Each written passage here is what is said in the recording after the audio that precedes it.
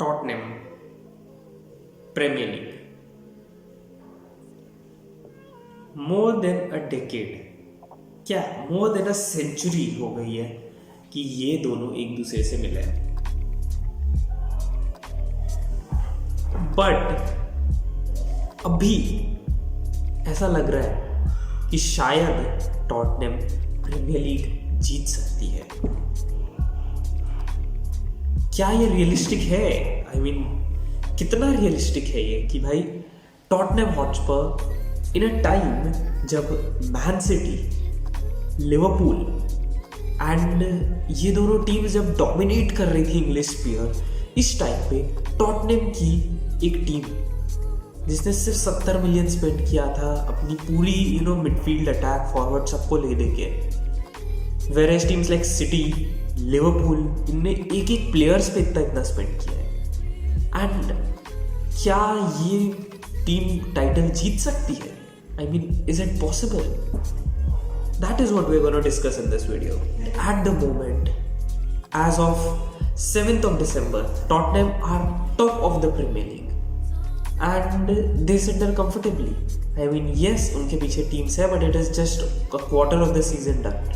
And Tottenham look fairly good क्योंकि सबसे बड़ा कंपटीशन जब तुमको एक टाइटल जीतना होता है, let's say for the example of city, let's take the example of Liverpool, जब इन दोनों का कंपटीशन चल रहा था तो सबसे बड़ा इशू जो आता है वो तुम्हारे अपोनेंट का परफॉर्मेंस होता है।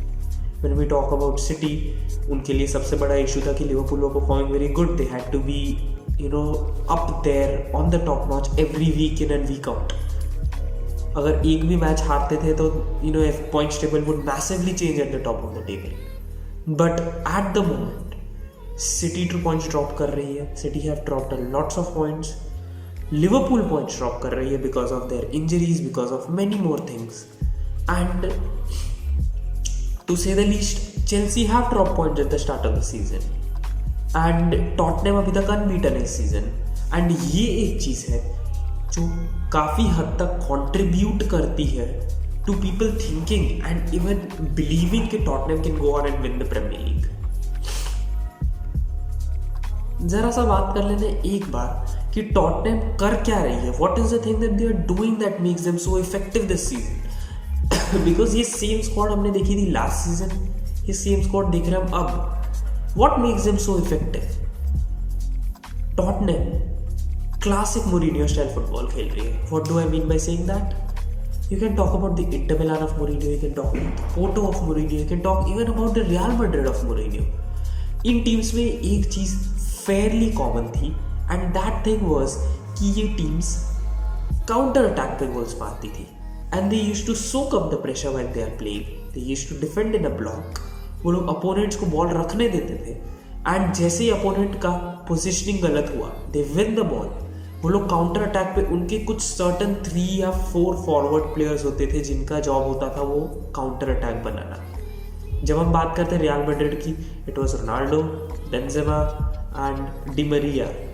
Eight times there were other players also, but these were the main 3 जिनका ये जॉब था काउंटर्स पे।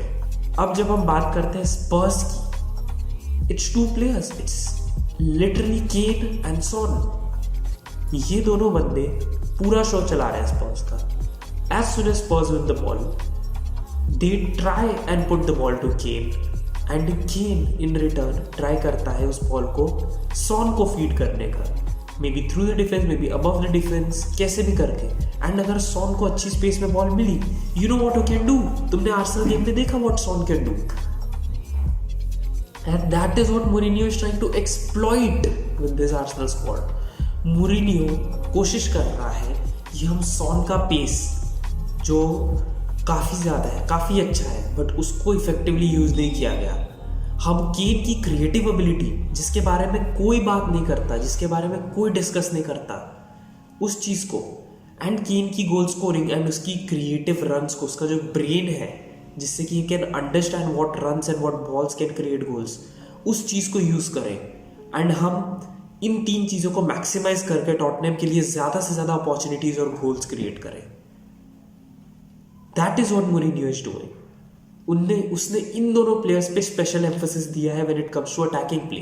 When it comes to defensive play उसने अपना simple soak up the pressure, cover the central zone, अपने हाफ में प्रेशर डालो opponents पे, don't let them take the ball and as soon as we win the ball play it on the counter. Is it attractive? Hell no. Is it effective? Yes, it sure is. And that is what Mourinho has been doing जब से उसने अपना career start किया है। Since the first season Mourinho यही करता है, उसका स्टाइल ऑफ प्ले ही ये है। He attacks the teams when they are in the worst of their shapes. यही मोरिनियो का स्टाइल ऑफ प्ले है, वही अभी भी टॉटनहम में हो रहा है। So the question comes again, the question begs again, are Tottenham ready to win the Premier League?